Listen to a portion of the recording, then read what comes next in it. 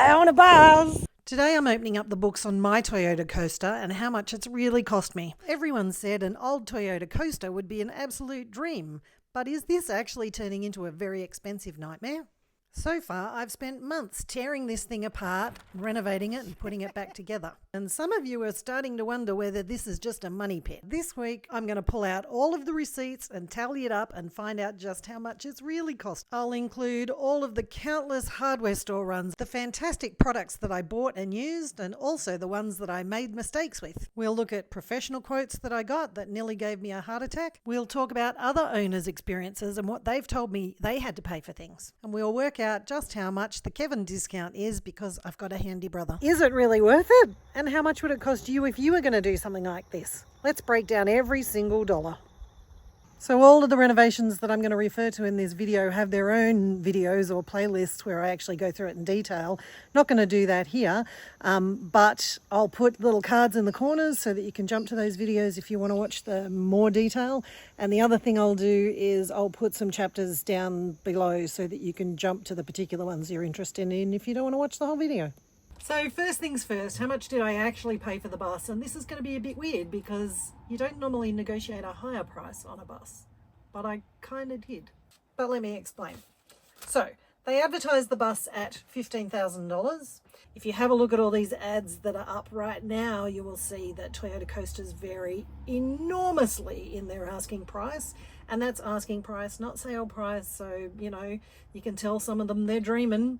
And if you know that movie quote, write it down below.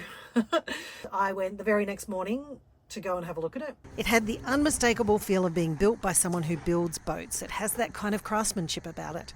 And within 10 minutes of seeing it, decision made. I like it. I think I'm about to buy a bus. I took one look at it and decided that I was having it. And there's a video up here that you can see why, because there was a very special feature in this bus that I was absolutely going to put in any bus I got, and it was already in here, so I was very excited about that. Afterwards, I found out that there were 80 calls on that bus and heaps of people were making inquiries, and it's probably a good thing that I grabbed it when I did. I always thought $15,000 was a good price, and some of you are kind of worried about whether I got ripped off. I don't think I did. I knew that this was going to need some fixing up. Totally got that. The weird thing that I did to kind of negotiate up was they said they were going to get it serviced. And so I said I would pay for the service in the end because I just thought it was a good price. And I would have got it serviced anyway. What they did do for me was save me the time and effort in actually having to do it. And so when I picked the bus up, it was all set, ready to go, ready for a nice long drive. So I paid $15,000, but then I paid for the service, which was $1,000, $1,026.88. And they did everything. So oil filters, fuel filters, air filters. There was a problem with one of the fuel tanks because it had two fuel tanks. They disconnected one of those. They did wiper blades. They did a whole bunch of stuff. So it was all set ready for it to go, and I was very happy with that. So I paid for the service because I thought the $15,000 was a good price in the first place. So I kind of negotiated the price up, which is a little bit weird. But then the next costs that are associated with buying any second-hand vehicle, wherever you do that, and the rules are different in different states, but usually you have to pay stamp duty and transfer fees and registration and things like that. So the costs associated with that are registration for a year, $963, and the stamp duty, I think it is, to transfer the ownership into my name is a percentage of the purchase price, and that worked out at $559. So the total that we're up to now is, check here in the corner. So that's when the renovations started. This is my bathroom. First thing to go is this toilet. I thought fixing my bathroom was going to be easy, but of course we found rust, we had leaks, we had problems with the plumbing. So, do you want to see the new bathroom? Check it out. There's a series of videos on the bathroom renovation that you can check out if you click on the card. Here I'll just talk you through the costs of all the bits and pieces that we bought to make it look this way and some of the mistakes I made. My job is to catch the window. First job was a rust repair around the window, which would normally cost about $500, but I got the brother discount for. It cost me nothing. Well, that's not strictly true, but we'll come back to that. Looking at options for the bathroom. These guys were absolutely fantastic. They put me onto a company called Wall Art who do wet area panels for bathrooms. 2 panels plus all the joiners cost me about $500. New solid wooden floor for the base of the shower. 2 duck boards from Bunnings, $54. So then the big question is, what am I going to do for a new shower? There was some options at Bunnings, but I didn't really love them. This very nice shower head from Reese cost me $366. More than I needed to, but I liked it. For the plumbing, we decided to go cool and do exposed copper piping because it's cool and also it's much easier than putting it inside the wall. Initially, we put in these cute little taps, but we had a little problem with them leaking. Or you can go straight brass. Brass is nice. Alright, so we're going to go with the ball valves. So that meant Kevin had to redesign the copper a little bit. Brass, copper, plumber's tape, silicone and other incidentals, about $250. And I got myself a fancy new toilet from Julka, which I love.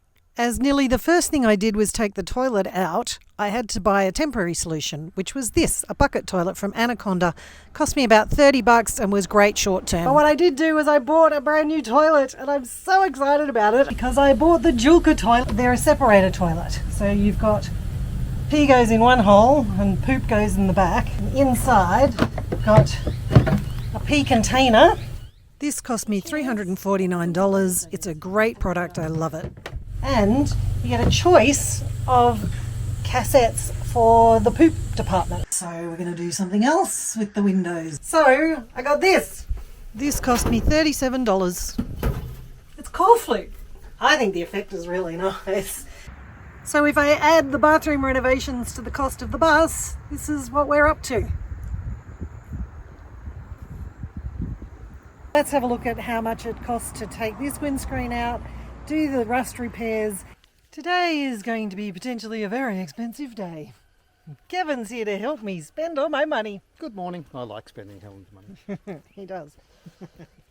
This windscreen is a problem. It's leaking. I've got a number of wet spots in the bus that I'm hoping are related to this windscreen, so we're taking it out today. And there's a very good chance we're going to break it. And if we break it, it's going to cost me a lot of money, so I'm trying very hard to not break it. We're hiring a guy to come around and help. So this is where the pricing of what currently has happened compared to what could have happened or what's going to happen in the future starts to get a bit muddy and confusing, but we'll have a look into that because there's a whole lot of different things that come into play. Firstly, I hired a guy to come in and take the windscreen out. He quoted me $250. No! Now the risk was that it would break. So the quote was $250 to take it out, put it back in, assuming nothing broke. $750 if it broke and the windscreen had to be replaced. So I also contacted Windscreens O'Brien for another price and they quoted me more than $1,000, but they said either the windscreen is going to break or they have to cut the rubber around it. So one way or the other I was going to have to pay a replacement cost for the windscreen or the rubber. But they also said they were both about the same price and it was going to be more than $1,000. So obviously I was pretty keen for the guy who said $250 to get it out and put it back in was going to be successful, but I also absolutely knew that there was risks associated and that I might have to replace the windscreen. Turns out that he got it in and out for the $250, which is fantastic. And this is what we found. Not so good. Then the question is, how much is the rust repair? Now, I'm very lucky because my brother knows how to do this kind of stuff and had the facilities and the skills and the tools that he needed to be able to do it. So he's able to do that job for me. And for those of you who are worried that Kevin's not being looked after, he was paid for it. If I add the cost of $250 for the guy to come in and get the windscreen in and out, and I paid Kevin $800 plus about $400 in other expenses that covered his expenses while he was working for me and other bits and pieces that we don't need to discuss. I think this is the total. This side, let's go this side. Down there, I think is kind of where we're up to. What it could have been though is $1,200 for the windscreen in and out with broken things. And if you look at these texts that people are telling me about the costs associated with what they had to do when their windscreens were rusty or other bits and pieces, I could have been anywhere up to $7,000 for some of that, in which case this is the current price, and this is the price it could have been. Now it's not completely fixed. I still have puddles in the front, so there's going to be more work to fix that. So next week I'm going to go into what the ceiling costs were, what the lighting costs were, and what the solar cost me. And I think that'd be a really interesting exploration of how much would it cost me to pay for power when I've paid this much to get the solar. I wonder how that works out in the long run. Anyway, send me your messages down below. I love getting your comments and messages, and I love answering all of them. And we'll catch you next week.